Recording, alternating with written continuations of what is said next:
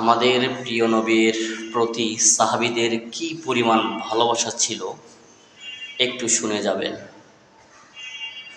হযরত আবু বকর সিদ্দিক রাদিয়াল্লাহু তাআলা আনহুকে প্রিয় নবী ডেকে বলতেছেন, হে আবু বকর, কোনো একদিন মক্কা ছেড়ে মদিনায় হিজরত করতে হবে। তো যেই কথা সেই কাজ।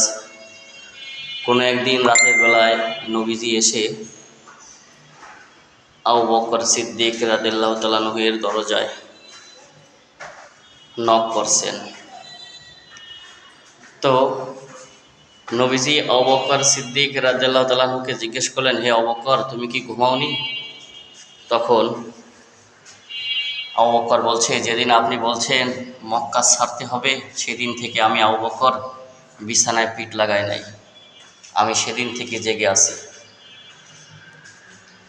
এই হচ্ছে সাহাবীদের নবীদের প্রতি ভালোবাসা।